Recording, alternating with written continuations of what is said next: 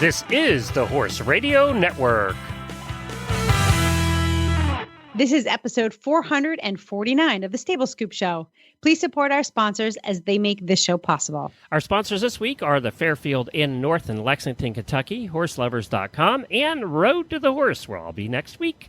We meet the 5 Aussies who are traveling the country saving pets everywhere in the Bathe to Save National Tour. Plus, a product review this week by Coach Jen. It's the Horse Rubber Soft Touch Lady Spurs. Listen in.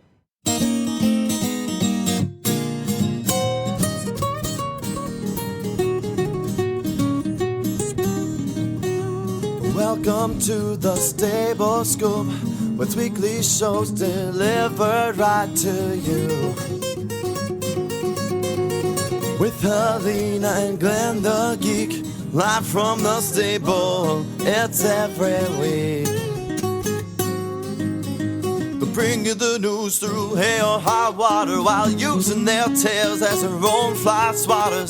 So sit on down and laugh till you poop, cause it's time again for the Stable Scoop. Stable Scoop. The Stable Scoop. Stable Scoop. This is Glenn the Geek. And this is Helena B. And you're listening to the Stable Scoop Radio Show on the Horse Radio Network. Well, howdy, Helena. Hi. I didn't know if we were going to do the show. We're recording this on Tuesday. I thought you'd be buried in snow and not, have your power out and you'd be freezing to death in Rhode Island, but that's not the case, huh? No, that's not the case. For once, we are taking advantage, or we're enjoying the benefits of living near the coastline. Apparently, we are on the rain-snow line, and we're now getting, it's about 40 degrees and blustery, and we got lots of rain.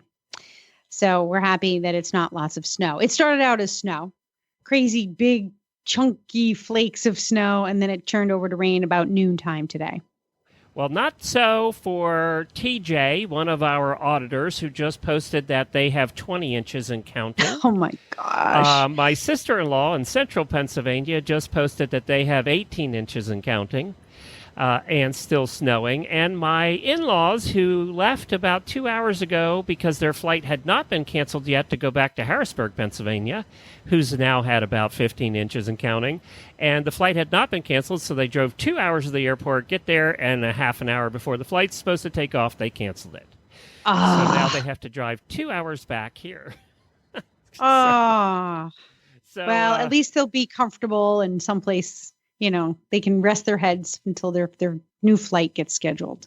I'll tell you what, I'm glad that we don't live in Boston anymore. That's all I gotta say. Boston is getting a beating. I guarantee you, Boston. But Cape Cod, the islands, and coastal South Coast New England, we definitely get the benefits of living on the ocean, especially with the nor'easter when it does travel from south to north. It brings the warmer water and the air with it. So we coastal communities definitely catch a break. Well, I remember the last year we lived in Massachusetts, we had 92 inches of snow. Remember? That's the year. Oh my we moved God. out. Yeah. And then just like, was it 2 years ago or 3 years ago, that was the winter of never ending snows. And what's funny is we do get a lot of snow here. I mean, let's not, it's New England, but just because I'm on the coast doesn't mean we don't get snow. I'm still traumatized. I swear I have PTSD, and this is not a joke, from 2013, the winter of 2013, where it wasn't a ton of snow, maybe 18 inches over a 2 to 3 day period, but we lost power. And it was in February. Yeah. And you think that you're prepared with the certain things that you do. You get your batteries and your flashlights and all this other stuff. We don't have a generator in this house. All I had was dry wood and a wood stove. And one of the things that I did not do was I didn't think about the water in the barn. I thought, we don't really need electricity in the barn. Like if I don't have lights, that's fine. And if I can't give the horses hot water, well, that's fine. I never thought that the pump, because we have well water. I never thought about the well water not working. And so I had to scoop snow into big stainless steel pots and melt the snow on the wood stove just to give my horses water. I had plenty of hay, plenty of shavings, all that stuff, plenty of grain. But the probably most important thing you could have in the dead of winter, I did not have, and that was water. And that really just freaked me out. So now every time we get the threat of a blizzard, the first thing I do is I fill up a big old Rubbermaid garbage can full of water. The longest we ever went was a week, and we had about 10 horses then. That was a blizzard back, we were just talking about in 1988. And that was the one where we lived back to Mile Long Road, and the drifts were 9 feet tall, literally. Yeah. And we had poured a lot of water, thank God, because of the same problem. It's a well, but runs on a pump. And the other thing we had at that farm, which saved us, is we had one of those pumps that you pull the handle up, and the water comes up without a pump. I don't know how it works, but we had one of those, and when it was not frozen, we were able to use it. We were able to get water that way. But well, what a mess. So we're thinking about everybody who was buried in snow earlier in the week. You know what I got? Well, the good news is it's March. So even if you are getting buried in snow, it's and before you know it, Easter will be here. And hopefully this is your last one of the year, and then you can start enjoying spring. Knock on wood. We, over the weekend, we were at one of my favorite shows. We went to Live Oak International. And that was exciting. Yeah, we went to the combined driving event there. And they had about 60 rigs that were competing. They had about 8 four-in-hands between the ponies and the horses, which was fun to see. Competing there. And of course, we went Marathon Day, which is always a blast because, seeing those carriages go through the obstacles at a dead run is just thrilling. They had a lot of people there. I was surprised the number of people who were there spectating, and that's grown over the years, which I'm happy to see. He has combined it now with show jumping. I got to see Georgina Bloomberg, and we got to see Springsteen, Jessica Springsteen. She won the Friday class. I love how you made that correction. We got to see Springsteen. That's right. We were Jessica Springsteen. 4 feet from George, who was there all weekend. Okay. He was there watching intently. I didn't disturb him because I didn't want to get yelled at. So we didn't say hi to the George, but he was there, and obviously I think some of his students were there. But it was fun. It was a beautiful weekend down here in Florida, and it was a lot of fun. It's still one of my most favorite events of the year just because I love watching the carriages in the marathon. It's so much fun to watch. And of course, I was there. Live Oak is just a beautiful place. I mean, it's a beautiful place. Chester Weber's farm, his mom owns it. It's 4,200 acres. And, we only get to see a very small part of it, actually. Even though the CD is very large, we are only on a very small part of his farm. So it is really cool. I heard the other day they have 2,000 cattle there. They have 200 thoroughbreds, racehorses. Wow. It's quite an operation they have going there on the 4,000 acres. That was my next question. How many acres do they have? 4,000. It takes you 20 minutes to drive the roads around his farm to make the loop. Oh, I could live like that. Unless I had to go feed the cattle or those thoroughbreds. Now, Chester's mom is a descendant of Campbell's Soup. That's where the money comes from. It's Campbell's Soup money. And good. I just saw her on Forbes recently. She always makes the Forbes list of the wealthiest, especially wealthiest women. And she's at $3.2 billion, I think I saw. So okay, yeah. So that's what it takes to support a 4,000 acre farm. Exactly. I don't think you make a lot of money on it. I think you just try and pay some of the bills. That's a lot of websites I'd have to build. Yeah, exactly. But it was a lot of fun. It was fun to do. Awesome. And then we took a couple days off and went to Kennedy Space Center and went down to the beach for a night, which was nice. That was nice. You got your geek on. You got your beach on, and you got your geek on. Yes, I love Kennedy Space Center. It is really cool. The space shuttle display they have there, and just everything. The bus tour, I just love it. I should take Grace down there. I'd like to. I have never been. Oh, really? Yeah, you guys would like it. It's very well done. I think it's very well done. Well, I mean, it's Kennedy Space Center. That's right. So it just, even if it's not well done, it's just Kennedy Space Center. It is pretty cool. It is neat. And a lot of the history there is just incredible. And speaking of NASA, if you have not seen the movie yet, Hidden Figures, you have it's coming out now on pay-per-view and stuff. You have to see it. We went to see it in the theater. It was one of the best movies I've seen in years. And who starred in that? Because they either won an Academy Award or were nominated. They did. They were nominated for a bunch of Academy Awards, and it's a movie about the ladies that were called calculators back in the late 1950s and early 1960s, in the early part of the NASA space project. They were. It features Octavia Spencer, Dorothy Vaughan, and Janelle Monáe are the three main characters, African American characters. Kevin Costner's in it. Jim Parsons from Big Bang's in it. So there's all of these big names in it, and the ladies were unbelievable in this. And it's a true story about these female mathematicians. They called them calculators back then. This was before computers. Matter of fact, there's a story in the movie about the first mainframe IBM computer that comes in, and nobody knew how to run it. So if you think about this true story, I'm not giving it away here because it's history, but nobody's ever heard this story. And it is so amazing why it's not taught in school, I don't know. Because without these ladies, one in particular, the first man into orbit would have never happened. It would have never happened without this woman. Because she's the one that manually, with a calculator and a slide rule, did all the calculations to get that guy up there and back. And why am I not surprised? And it was the ladies, this whole group of ladies. Now, it talks about the segregation because they were black women, right? It talks about the segregation, everything that was happening at that time.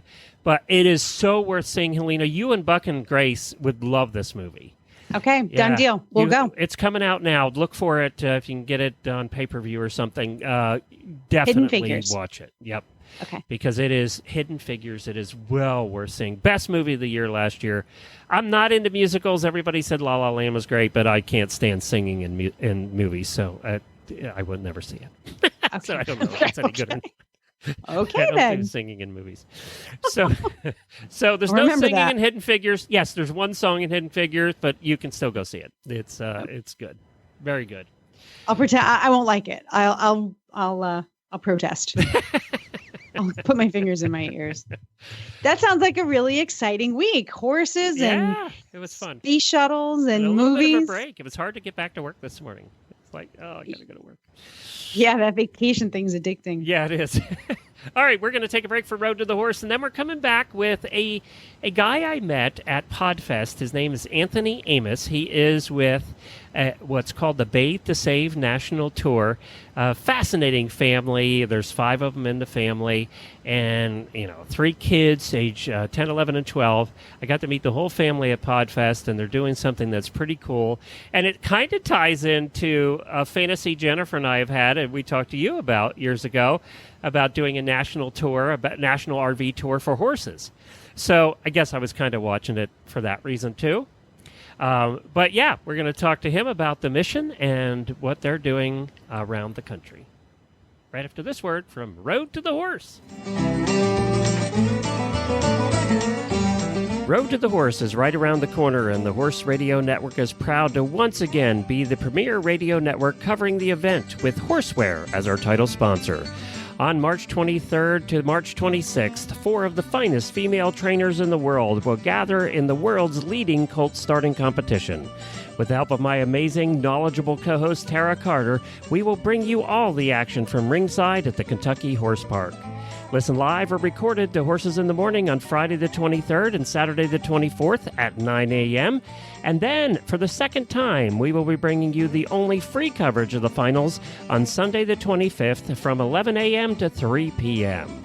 The best way to listen is on the Horse Radio Network app. Just go to iOS or Android app stores and search Horse Radio Network or visit horseradionetwork.com. Thanks to all our terrific sponsors for making this happen. Horseware, Casual Products, Cavallo Boots, Horse Lovers, and Enjoy Yums. Visit roadtothehorse.com to learn more.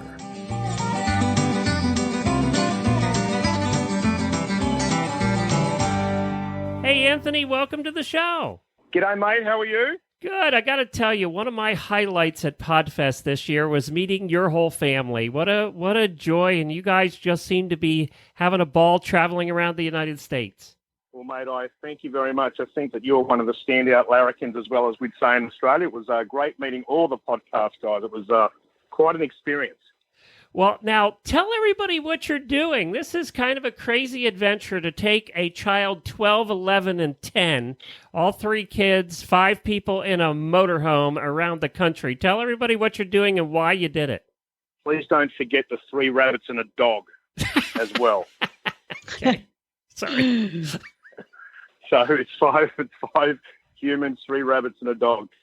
The kids had the rabbits before we started the tour, so I tried desperately to open up the cage and let them run free, but the kids would have none of that, so they had to end up coming on the tours with us. So did you fly the rabbits from Australia, Yep. Anthony?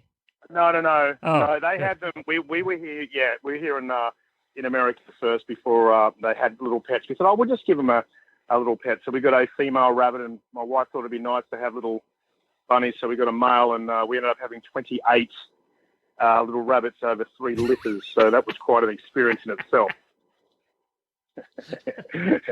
That's another story for another day, Glenn. Oh my goodness. All right, so let's give you guys a little bit of background so all of this makes sense. Don't want to go too far back, but just briefly, I started a company in Australia called Hydro Dog, which is a big blue dog on the back of a trailer in Australia. There's over 200 of them. Created a very large franchise, very successful. Sold it, came to America, built the business up here with my business partners. In a 12-month period, we were looking to duplicate the model. So we got our franchise documents organized, ready to go. I went back to Australia for a funeral. And when I came back, my partner said, look, we've really crunched the numbers. We're leaving too much money on the table. We don't want to franchise anymore. We want to corporatize. And I said, well, I'm not a corporate guy. See, in this business, you have to have skin in the game, because if it rains, the operators, employees won't go out and, do the work. If they get drunk on Friday, they won't turn up on Saturday. They'll be hungover. And if the girls get pregnant, the first thing first is their baby. So they literally walk away from the round. We experienced that when we were building the business in Australia. That's why we franchised. So I said to them, why we franchised? And they said, look, we feel that we can fund it and make it work. I said, okay, well, you've got to buy me out. So we went through a great buyout. 1.5 years later, they ring me up and they said, listen, we're going to liquidation. Franchising was probably the right option. Would you like to buy the company back? So I have to tell you guys and your listeners this straight up. That was one of the most unbelievable and exciting days of my life. Outside of my wedding and my 3 children, it was definitely right up there as just getting your business back like that in those circumstances was just an amazing, amazing moment of my life. So get the business back. Big blue dog comes around home, and the kids were watching these terrible Humane Society ads, the ones the celebrities do that make you cry. Yes. So, oh, my God. Oh, this is how all this started, to be honest with you. So the kids go to the wife, and they say, look, Mum, I've got the blue dog back. Can't we do something about saving dogs? Because they're right at that right age where they're aware and they know what the business model is, and surely we can contribute something back to society with the business that we're in. So the wife gets this information.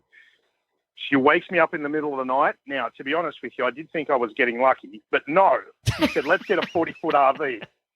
So I sort of lost and I sort of won at the same time.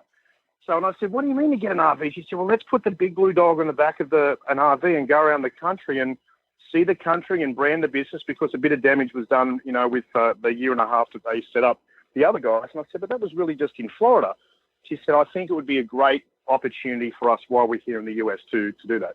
So anyway, long story short, we ran with the idea, got our sponsors and partners, and, literally got on the road. Now, this was the shock factor for me. I've been in the pet industry for 20 years, not in the rescue adoption industry. So it's chalk and cheese. I was very naive thinking, because I was a specialist in the pet world, that I could come in and understand this. We had to work out for ourselves the politics, work out the right strategic partners, understand people that have been in the rescue world a lot longer than us to really follow their lead on, the right relationships to work with. And once we did that, everything did turn around for us. You know, we were really falling over our seats thinking that, you know, 5 Australians and Big Blue Dog and RV and people would flock themselves at us. Everybody loved the idea. Don't get me wrong. There was not one person that said it was a bad thing that we were doing. But as far as getting people on board, we had no social media presence. So social media became our nemesis. We had a few hundred followers. You know, we didn't really get our platforms to support what we were going to do. We just thought, let's build it and they will come. I just don't think that works anymore. I don't think Rome would exist today if they said, let's build it and they will come. I think you've got to build it and show them for them to come these days with social media. I truly do. So we get ourselves into the market, 7 months of hard slog, and I'm not exaggerating when I say this. We went from Vegas to Knoxville within 33 hours. We saw 3 sunrises and 3 sunsets to be at a really big influential event with 45 minutes to go. That's how much we really went down that highway to get to this event. And I've got to tell you, I think I'm the only person I know that can drink a 5-hour energy drink and get 10 hours out of it. I was going, baby, let me tell you. So we ended up getting that milestone, and then we went to New York, did an event, went all the way down to LA, did an event, then we went up to Seattle and did an event. Now think about that driving time. There's days involved in that, but we were chasing the media. We were chasing the morning shows that would come and do their live segments while we were washing dogs at their studios. So when we hit Seattle, the greater good up there, which is the .com, the .org are the 5013C that we work through as the non-profit. The .org had their facility up there with all their people that work for them. They came out and did a live stream on their Facebook, and we went viral. And that was the turning point of our expedition into this crazy world of rescue. So from that moment forward, because they supported us, a company called Wild Pets came on board. And obviously with HydroDog, they were our 3 strategic partners to gain credibility, market penetration, influencers that are now taking us seriously because these are big, big names in the marketplace. And that's when the sponsors started to sort of flow in. So we were self-funding, along all the way from the start. And you just don't realize how much it really does cost and all the expenses that are affiliated with a journey like this. And you've got to remember, no one has ever done this in the history of America before. And we can't emulate anyone. We can't sort of follow someone's path. We can't sort of go down and get any tidbits. And I know some people have gone around the country and done their certain thing, but not specific like this with what we're doing. And there's often a phrase passed around: if you want to be successful, emulate and follow somebody's success already and put your own personality and spin on it and you'll be successful. We didn't have that luxury. So now, where we are, meeting you at the Podfest, we've got to the precipice. We're on the other side. We've nearly already done 30 states already. Like, we've been across at least half of this country and a little bit more. But now we've got our strategic partners lined up. We've got amazing sponsors on board. We're about to do a big red carpet event with the Larry King team, and there's a reality show in the making. So we've got some really big things happening. So at the end of April, first week in May, we are starting a 12-month fixed tour, 50 states, 200 cities, raising $1 million, and incorporating this whole process of animal rescue and animal adoption. So how's that for a download? What do you do when you go to a shelter? So you're lining up. What exactly happens? All right. So with our partners, thegreatergood.org, the non-profit, because they have all the associated shelters around the country lined up with them and they give them grants across the board, they work out where we're going. We've actually worked out where we're going. So we tell them which city, state, and place we will be at. They will then work out which is the right shelter for us. Then our events coordinator comes in with my beautiful wife and they piece together the actual event. So this is a typical day. We will turn up Friday morning at 4:30. Sometimes we sleep the night before. It depends on where the morning crew wants us. So we'll either be at the TV station or we'll actually be at the shelter. They turn up for an hour and they do like 3 or 4 live casts back to us, washing a dog, talk to the kids, talk to me, go back to the studio, back live again. Now, once they're finished, if we're at the shelter, we will stay there all day that Friday and wash dogs, right up until there's no dogs left. And we've done anything from 5 dogs to 73 dogs. That's our record, 73 dogs in one day. Wow. So once, huge. Oh, mate, it's huge. But you know what the best part about this is when people come in and we've washed the dog and they get adopted, people are now starting to associate what we're doing with the dogs being washed and rescued that particular way, and say, oh, we actually got the chewer to wash our dog. The big blue dog washed my dog when we picked him up the first time. So that's been very gratifying. That was sort of the point where we're like, you know what, this is really starting to work. And I think for the kids, when they hear that news, it's incredible. But look, it's not all sunshine and rainbows. We have some very, very tough days where there are some dogs that don't get adopted, and there's some that have been in there for a while, and we just obviously can't take them all with us. We're tapped out in our capacity as we are. But to see the looks on the kids' faces when they do get adopted, really overglows the days that we see those little ones left behind. So we had that big day. And then on the Saturday, we generally have a big dog wash event that's been booked in for that 12 months from the year before. Now, when we were up in, one of the best ones we did was in Colorado Springs.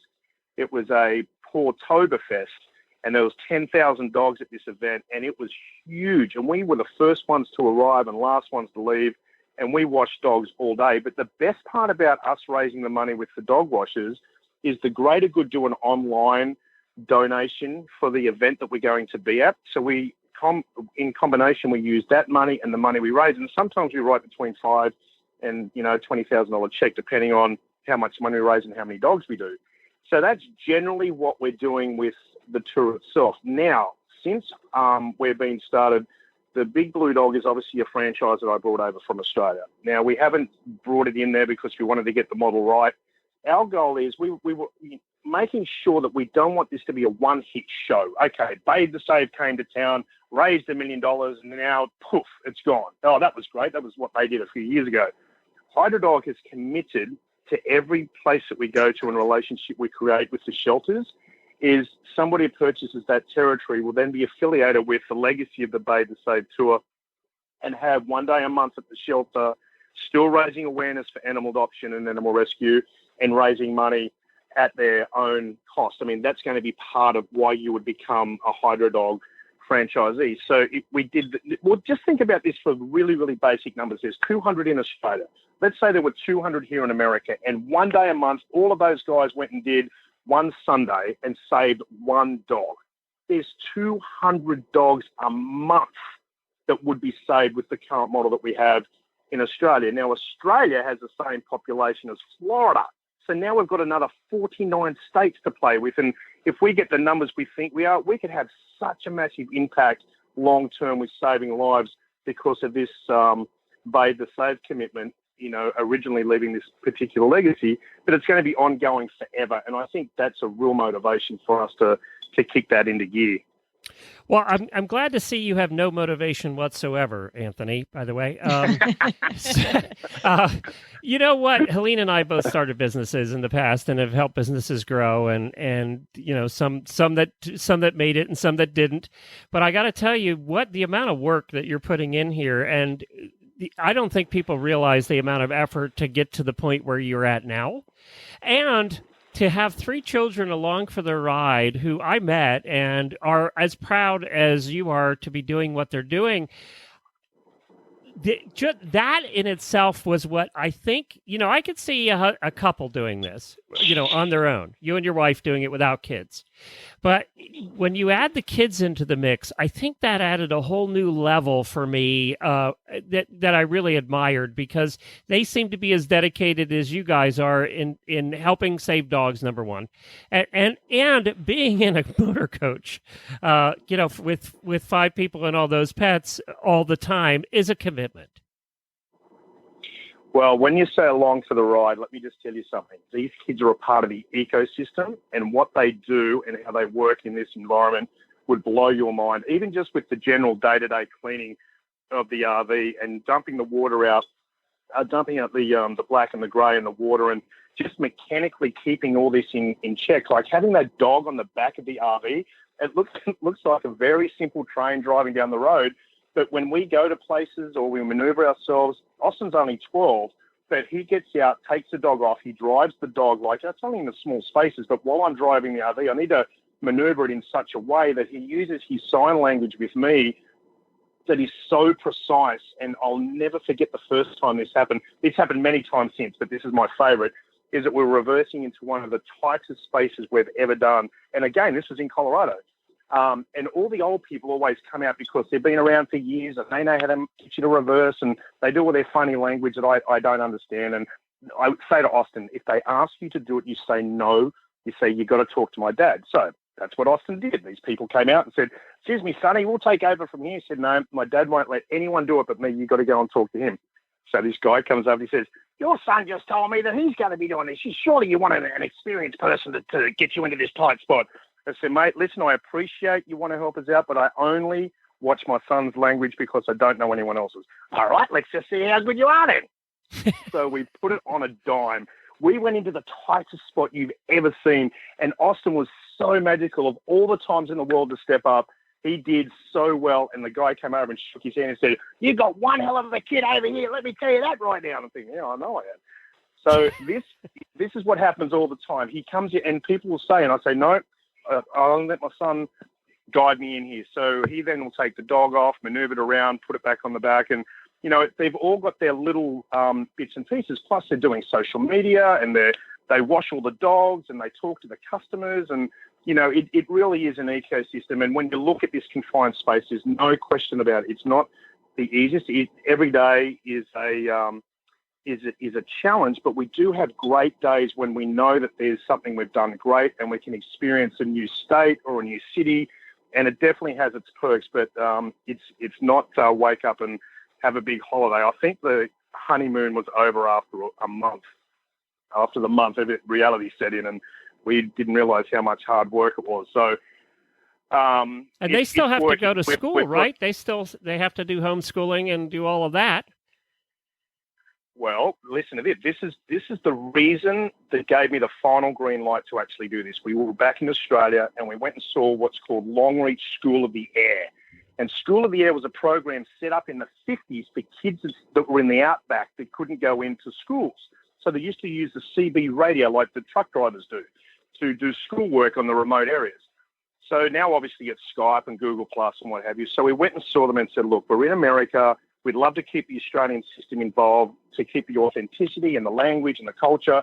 And they said, look, it sounds great, but unfortunately, you being in America with a fixed location, you have to go to a local school. I said, no, we don't have a fixed location. We're in an RV traveling around the country.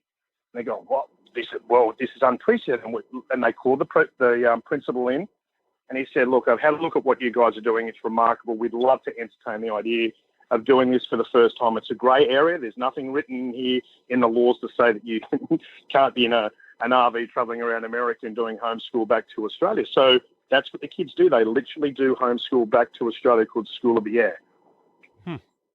Very cool. Is that amazing? Isn't that amazing you can do that today? It is. It is. It is. Do you have any franchises yet set up in the U.S.?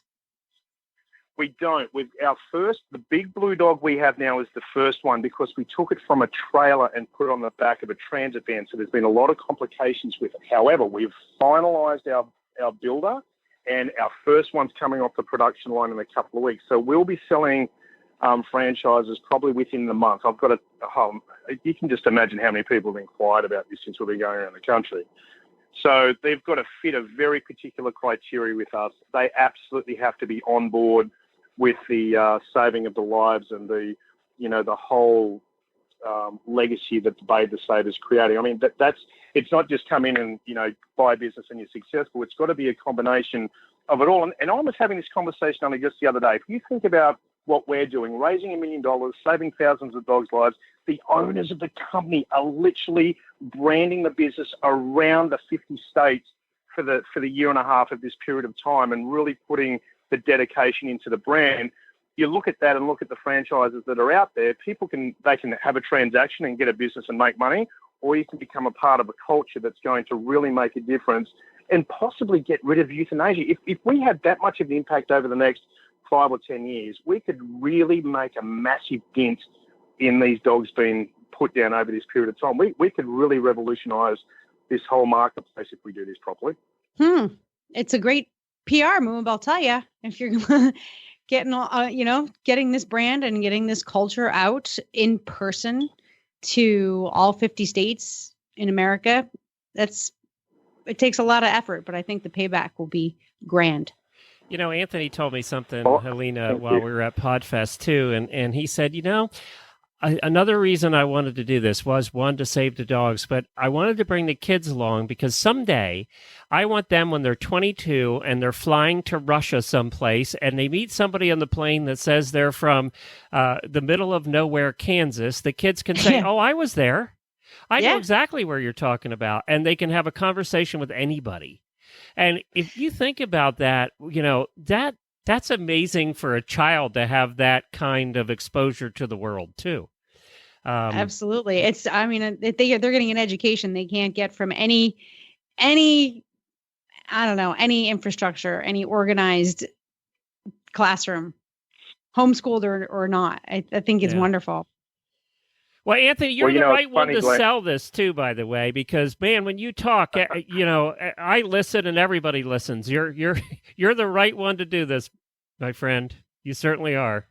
Well, I really appreciate that, Glenn. And I think, what you were just tapping on was the light. When a real light globe goes off in your life and you know that it was sitting there in front of you and you didn't realize until that happened. With what story you just told then was when I was in North Carolina, I was at the bar and I was talking to the guy, the bartender, and he said, "Where's your favorite place?"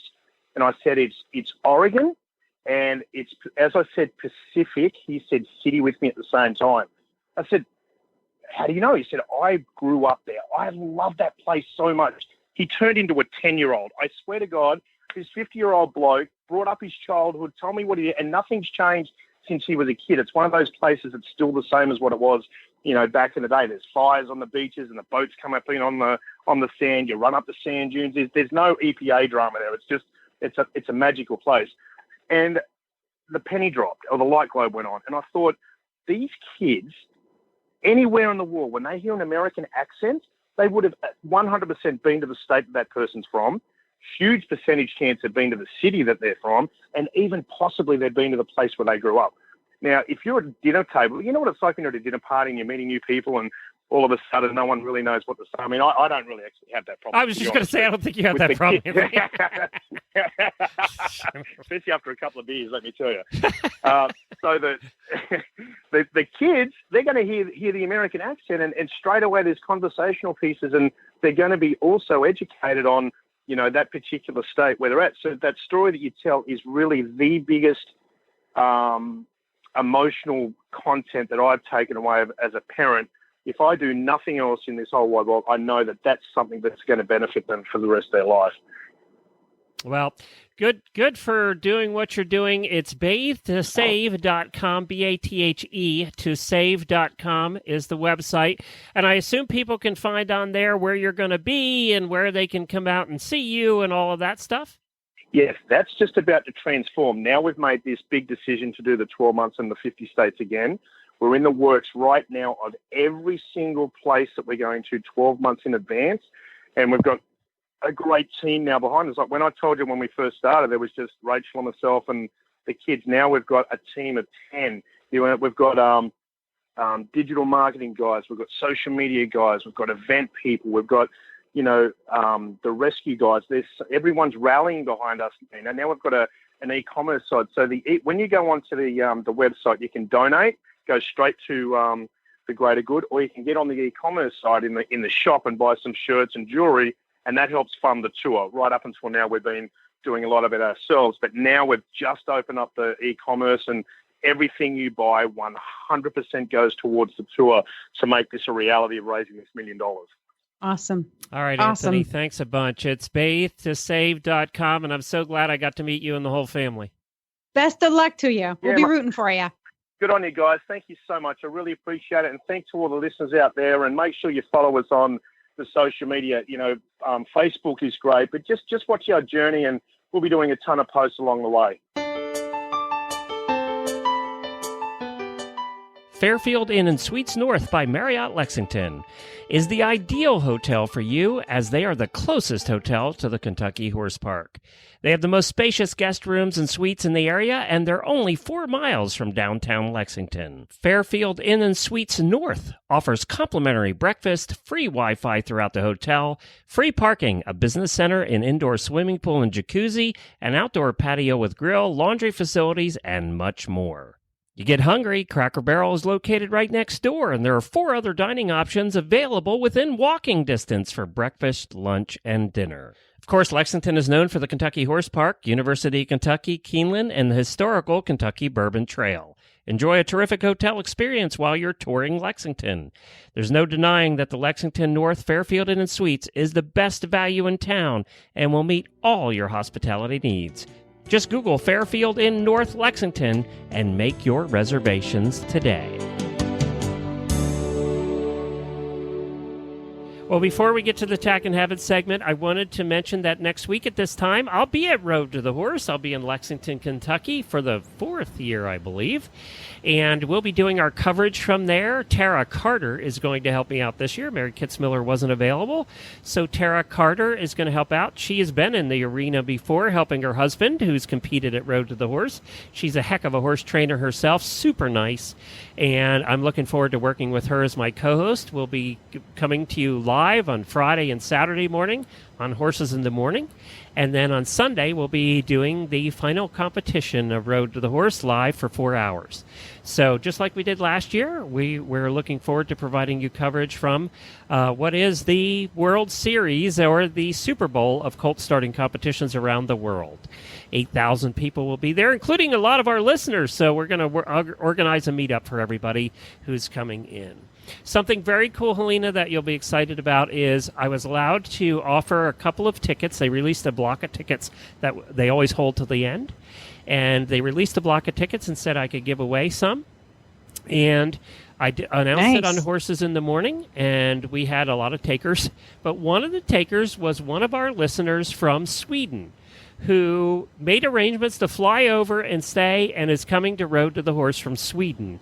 And she's one of our listeners that heard about it here on the show. So I'm so excited about that.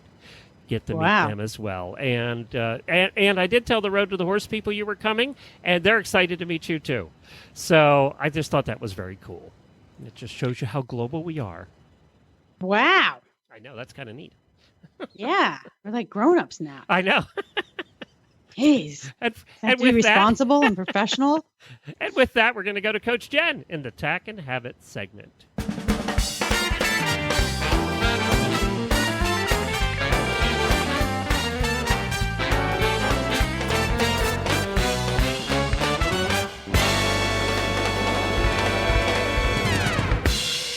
Well, this Tack and Have It product is brought to you by HorseLovers.com, and we have Coach Jenna, the Horse Tip Daily Show, with us. Hey, Jennifer. Hello. What product are you reviewing today? I am reviewing the Horse Ladies Roller Spurs. Did I get the name right, Glenn? Yes, you did. The Rubber Soft Touch Ladies Spur. Woohoo! Soft touch. Anytime you can get something done with a soft touch, I'm paying attention. There we go. Well, I wear spurs when I ride Nigel, and big spurs or little spurs? Just the spurs that I had on hand. I didn't even think about what size they were, but I wear spurs. I wore spurs on Beaker too. I'm just a spur wearer, have been for years, and I discovered very shortly after I got Nigel that he has very, very thin, papery, soft skin, and just if Scooter even looks at him and parts his lips, he gets a hole in his hide. It's just constant battle with holes in him. He cuts himself on the wooden fence. It's terrible. And I discovered that so funny. A metal spur, even though it had a rounded end, it had kind of a knob edge spur before, would leave a mark on him. I'm going, that's terrible. I can't do that. But I also discovered that he needs his spurs. A big old kick or a big old squeeze doesn't do the trick. A gentle touch with a spur does. So I looked around a little bit and I found these spurs, and they have the little ball on the end is like a hard rubber, not metal, because they make them in metal roller balls too. And I liked the soft, squishy rubber rather than the metal better. And I like these because the roller on the end of the spur, and they're about the same length as a short spur would be. They're not really long. It spins on its axis. Does that make sense? Oh, so it really does roll. It doesn't just sort of pivot and rotate. It yes, spins. because you can get them so that they spin on the equator or that they spin on their axis. And this one spins on the axis. So if you were to look at a little graphic of the world spinning, it would be spinning around on its axis because the plane of rotation is parallel with the bars of the spur. Listen to you being all geometry. See, I would have said it goes side to side and not up and down. You guys know I'm good for one of those. words. I'm good for that like once a year. Yeah. I don't know how I came up with that, but And so they go ahead. go ahead. The reason I like so- that is if it goes the other direction, then the attachment of the ball to the spur is on the top and the bottom. It's at the poles, the north and south pole. Mm-hmm. Well, frequently when you put your spur on the horse, it's the top edge of the spur that touches the horse, the north pole. Well, that's where the attachment is, which doesn't roll. That's So why I went with that one. this design, these spurs solve that problem. Yes, because the attachment is in the equator and it's inside the core of the roller ball, so it can't touch the horse anywhere. Which also makes it a little more durable, I think. I would think so. Yeah, it's not. Although I can't imagine a metal spur would wear out being pushed against a horse's side no matter how many times you did it. But it would work, like if you, like me, I never take my spurs off my boots. They just live there. So Right. you're right. It's going to get a lot of wear and tear on it being at the top and bottom like that. Yeah. But even through, anytime there's moving parts on any kind of gadget or gizmo, That's true. in my experience, the moving part will break somehow, yeah, or you're it'll right. rust, or it'll pit, or something will happen. Yep. So these are protected. So the actual, the attachment point is protected by this firm, smooth rubber, rotating rubber. Yeah. Now It's like it's like a spur bagel. it's like a spur, a cut bagel with cream cheese in the Yeah. middle. There you go. Does it? But the rubber is firm enough where it gets the signal across. Oh yes, it's it's hard. It's not squishy at all. Okay. It's soft to the touch in that if you were to feel it with your eyes closed, you'd say, well, this is not metal. Right. But if you squeeze it really hard, it's more like squeezing a golf ball than a tennis ball. So are these spurs designed specifically for horses with sensitive or thin skin, or is there some other I don't know. reason? I don't know. Roller spurs became a thing a few years back. So as soon as they became a thing, of course, 1,000,001 different designs came out.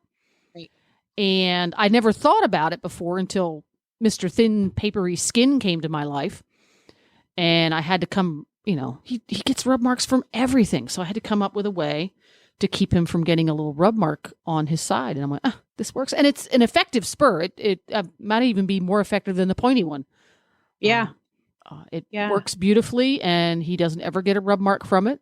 So I'm a happy camper. I guess I need to get some of these now. I'm perfectly happy with my spurs, mind you, but because you like them, Just because I like them, you're gonna have to get a pair. and in theory, they're a little bit kinder than a regular spur. I might See, have to that's where try I them. disagree with you. Why? Tell me. Because just because it's softer doesn't mean it's more effective. If you have a horse that the angled edge of a hammerhead spur works with a very, very light touch, and then you put on a soft round spur that you have to push a lot harder, you're going the wrong direction. It's always the goal to have as light a touch as possible. Mm. Now, if you have a rider who has poor control over their position and the spurs hit the horse when they shouldn't, if you can't take the spurs off, which may be the case in some cases, then yes, get a spur that is least likely to cause the horse an uncomfortable poke. But in the ideal situation is just take those spurs off. They shouldn't be there to begin with if you can't control them. Right. So these spurs may actually be too soft, which would then encourage a stronger leg and all Gripping kinds of, and things like that. Exactly. Right, You don't put them on just because it makes you feel warm and fuzzy inside. Right. You right. Don't get these just because it's the next greatest thing. Right. If you have a reason, some horses really, really do need a very a specific tactile feel, something that's soft and round and doesn't feel hard and pokey, and something that's rounded and made of a hard plastic or rubber is likely to give him that sensation. So from that point of view, absolutely, if the horse appreciates that feel and gives the rider the ability to use a very small, light aid. I purchased a pair of the Spurs Spurs. Yes. Do you know Yes, those? love Okay. those, yeah. And so I liked them. They were great because at the time I was learning how to use spurs effectively Mhm. because I'm a big sissy lala. Like, I don't want to poke my horse in the side, Instead, I'll just grip him with my iron leg and ask him 99 times to move over. So I started with the Spurs and you can use those in one of two ways. You can either use the edge. It's a thick disc. It's probably like a 1/4 inch or a 1/16 of an inch thick with a round quarter size face. I had to use the harder edge to get him to respond. Using the dull, soft, kind edge really was useless. And then I found out very quickly that I would much prefer a horse who was quick and responsive to the aids than feeling good about myself because I got something soft and, kind. There you Kindness was, honestly, clarity is the kindest tool that you can use, right? When you're riding your horse. That's right. And a word of caution, we'll backtrack on this in the Spur Swader. If you have Spur Swaders, have them engraved with your initials, keep them in a locked box and a password. I've had 2 pairs of those stolen. Yeah, they're great. They're great spurs. But this kind of goes back into the conversation of there's really these gadgets and I call them gadgets, they're tools. These tools are designed for different kinds of horses who will respond to the aids in different kinds of ways. And that depends on their configuration, their training, their age, your education in the saddle. Yep. So this is a great option for riders and horses who want to have a specific feel, something that's very tactily soft and a little bit, maybe it might not be as precise, I'm not sure, but something that feels to your tongue. If you were to take your finger, and you know how little kids love to do this, they want to get mommy's attention, so they poke mommy. Yeah. Well, you can poke mommy with your finger straight and rigid, or you can poke mommy with your finger bent and soft. Yeah. I think this type of spur that has the rubber roller ball on the end is going to be a little bit closer to that soft bent finger. Okay. If that's what you and your horse desire. So there you go. And it's very inexpensive. It's a whole whopping $16.99 at horselovers.com. So it's not a huge investment. Great thing to try. And to have in your barn, especially if you have a boarding barn or a lesson barn. It's always nice to have something that Tools. That's right. Tools in the toolbox. Awesome. So it's the Horze, ZE. ZE. I always forget that. HORZE, ladies soft rubber. The Horse. It's got a dumb soft name. Touch Lady Spurs. It's got a dumb name. Rubber. Just go to stablescoop.com and you'll find it. It'll find it there. There you go. That's easy. It's easy. Thank you, Coach Jen. Stable Scoop's easier to remember. Thank you, Jen. You're welcome. And of course, you can find Jennifer at horsetipdaily.com. Well, now what's going on over at That Newport Show? We had a great interview with the executive director of Sail Newport, and we compared, Sail Newport is a nonprofit organization that helps people learn how to sail. And it's actually, we compared horse people to boat people, to sailing people, and we realized that we have a lot in common. So imagine someone who loves they're both horses. Very expensive hobbies. And we talked about that, barriers to entry in both sports, and how nonprofit organizations that encourage new people to come and try out the sport, whether you're getting in the saddle or in a sailboat, is really important. And how those of us who've been in the industry for a long time, we have this desire, but we also have this responsibility to keep those barriers to entry as low as possible. So it was a great conversation. Very cool. And you can find it at thatnewportshow.com. And of course, for all the details about our guests, always here at the Stable Scoop Show, or all of our past episodes over the last 9 years, you can go to stablescoop.com. or get the app. It's the easiest way to listen to all our shows. There's 13 shows on there now. If you have not updated the app, the Horse Radio Network app on your phone, please do the update because it added some new shows that you'll see on there. If you don't have it yet, just go to Horse Radio Network, search for that on the App Store, iOS or Android, and you'll find it. It's easy, free, and you'll just be able to listen to all of our episodes right there on your phone. Well, that's it, Helena. That was plenty, but there will be more next week. Until then, happy scooping.